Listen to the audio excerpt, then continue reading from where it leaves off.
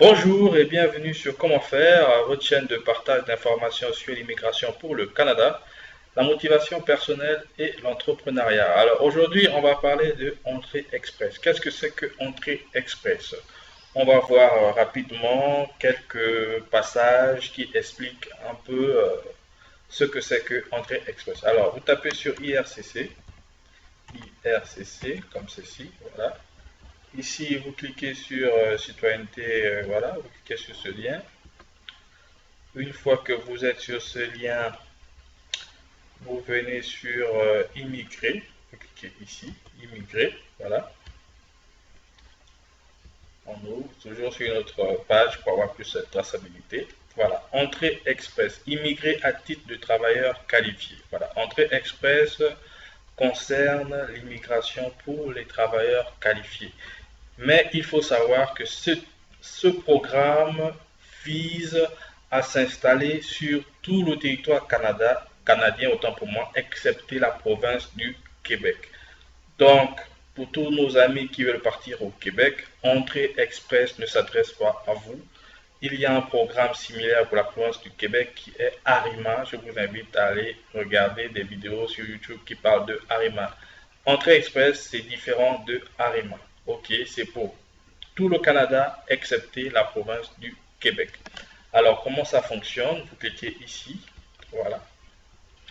Il faut dire que Entrée Express, on a souvent dit, pas souvent dit, il est dit que les délais étaient de 6 mois pour immigrer au Canada via ce processus. Donc, normalement, c'est un programme avant pandémie qui mettait 6 mois. Mais quand on parle de 6 mois, il faut comprendre que c'est une fois que vous avez soumis votre, euh, votre demande. Donc, je veux dire, c'est une fois que vous avez reçu votre ITA, et que vous avez rempli votre ITA et que vous avez soumis votre ITA. L'ITA, c'est invitation à apply en anglais, juste pour dire que le, comment dirais-je, juste pour vous dire que l'immigration vous a envoyé une invitation à présenter votre demande de résidence permanence. Vous l'avez fait, vous avez payé. Une fois que c'est payé, à partir de cette date, normalement, ça fait 6 mois. Bon, plus ou moins, parce que ça peut durer un peu plus, ça peut durer un peu moins. Bon, alors, le but de la vidéo, c'est de vous donner un peu quelques astuces, au moins quelques éclaircies sur le programme. Alors, il faut dire que le programme en lui-même, il se définit en 4 étapes. Donc, première étape, c'est déterminer si vous êtes admissible. Deuxième étape, c'est préparer vos documents. Troisième étape, c'est soumettre votre profil. Et la quatrième étape, comme je vous disais tantôt, c'était de recevoir une invitation et demander la résidence permanente. Et une fois que c'est fait, c'est à partir de cet instant que vous devez compter 6 mois pour arriver sur le sol canadien. Mais il y a un mais, naturellement, vous l'avez compris. Entrée express nécessite des documents à fournir. Et ces documents à fournir, voilà, il y en a deux principaux d'abord qu'il faut avoir. Ça, c'est ce que l'on ne dit pas. Mais ce qu'on ne dit pas, moi, je vais vous le dire. Ce sont deux documents très importants parce que sans ces documents, vous ne pourriez pas commencer votre du moins votre projet Entrée Express. Pourquoi? Parce que ces documents sont indispensables pour déterminer votre admissibilité. Alors, on va le voir ici. Alors, voilà. Voilà, Entrée Express, vous pouvez bien lire. Hein, ce sont des ce n'est pas caché, c'est ouvert à l'information. L'information est partagée en quantité sur ce site. Alors, on vous dit Entrée Express gère principalement 3 programmes. Programme de travailleurs qualifiés, programme de travailleurs de métiers spécialisés, catégorie de l'expérience canadienne. Alors, la catégorie de l'expérience canadienne, c'est pour toutes les personnes qui ont soit étudié au Canada ou qui ont appris, du moins qui ont travaillé au Canada une fois dans leur vie. Alors, ces personnes sont admissibles au programme catégorie de l'expérience canadienne. Maintenant, ce qui nous intéresse ici, c'est plus le programme de travailleurs qualifiés. Parce que le programme de travailleurs des métiers spécialisés, c'est aussi des travailleurs qualifiés, mais dans un domaine bien précis. Et je vous invite à aller faire des recherches sur les différents types de métiers dits spécialisés. Alors, je suppose que tout le monde a une expérience professionnelle dans un domaine quelconque, mais il vous faut au moins 12 mois d'expérience professionnelle en continu dans un métier. Et il faut savoir que,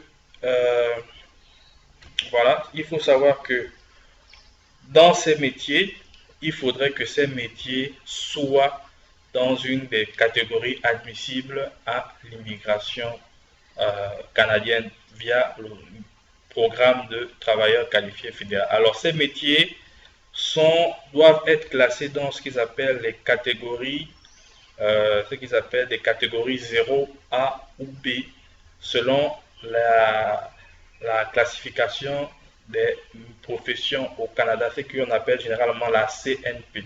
CNP. Alors, je vais mettre ici sur Google, c'est important, CNP. CNP, voilà. On va voir la définition un peu plus tard. Donc, il faudrait que votre métier se trouve dans l'une de ces catégories. C'est 0, A ou B. Bon, alors, ça c'est pour votre métier. Maintenant, voilà, on vous explique ici comment ça fonctionne. Il y a des critères, fonctionnement du programme. Alors, le programme, comme je vous dis, l'expérience de travail est très importante.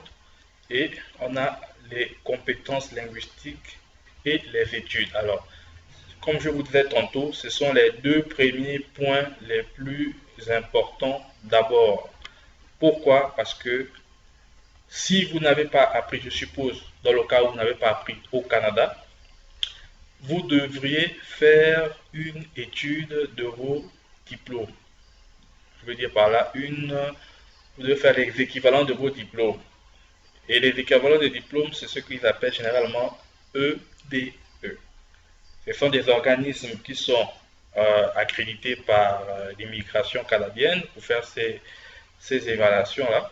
Alors, vous devrez les faire au préalable à votre admissibilité. Il faudrait que vos diplômes soient, du moins que vous ayez des équivalents de vos diplômes, premièrement. Et il faudra aussi que vous fassiez vos tests de compétences linguistiques. Les tests de compétences linguistiques, alors, sont très importants. Donc, on a il faut faire l'EDE, donc l'évaluation des diplômes d'études.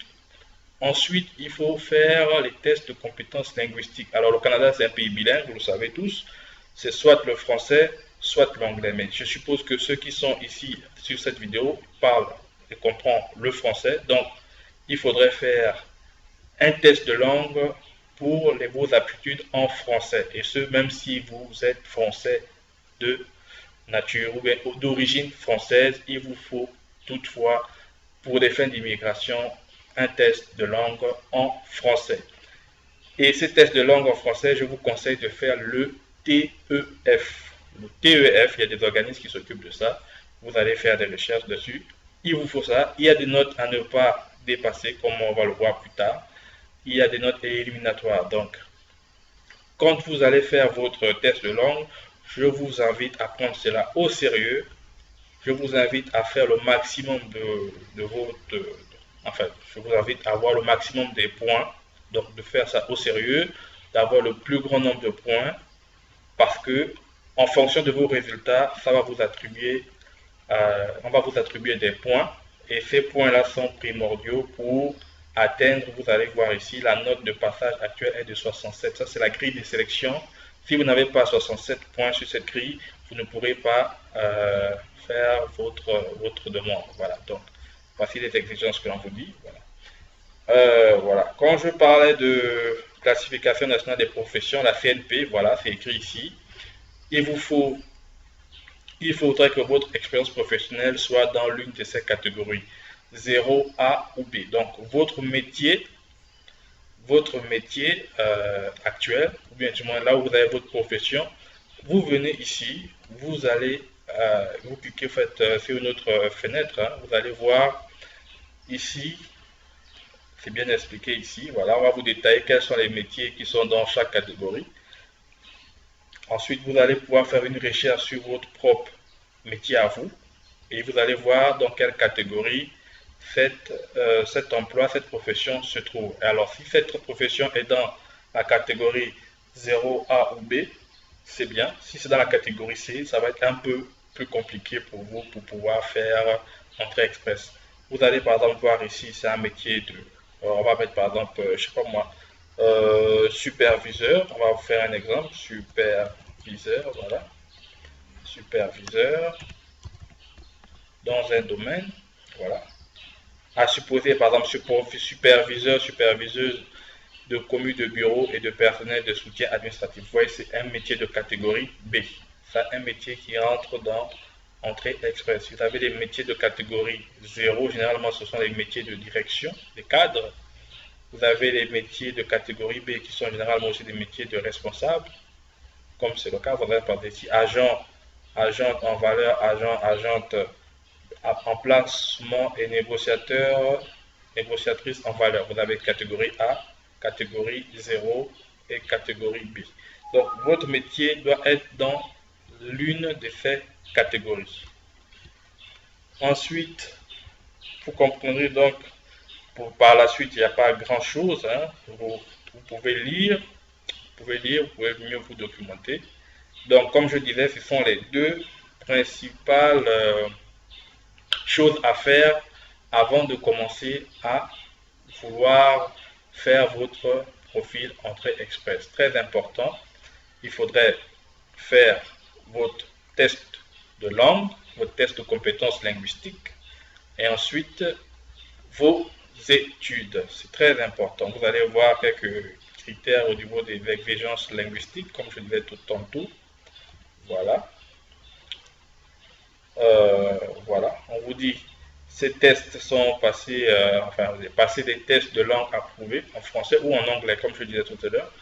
Mais pour les Français, des francophones, de francophones, je vous conseille de faire le test de français, le TEF. Si vous êtes en France, je pense que il y a des organismes qui s'occupent de ça. Si vous êtes dans des pays africains où on parle au français, je pense que vous pouvez vous rapprocher des instituts français des différents pays de la sous-région africaine francophone et vous renseigner sur les dates disponibles pour faire les tests de langue français, donc le TEF français. Généralement, c'est dans ces instituts français qu'on passe ces examens-là de langue. Et généralement, ils ont des dates prédéfinies dans l'année. Donc, il faudrait vous rapprocher. Si vous vivez dans un pays africain où on parle français et où il y a un institut français, vous pouvez aller faire vos tests de langue dans ces instituts. Je ne peux pas vous dire quand est-ce qu'ils le feront.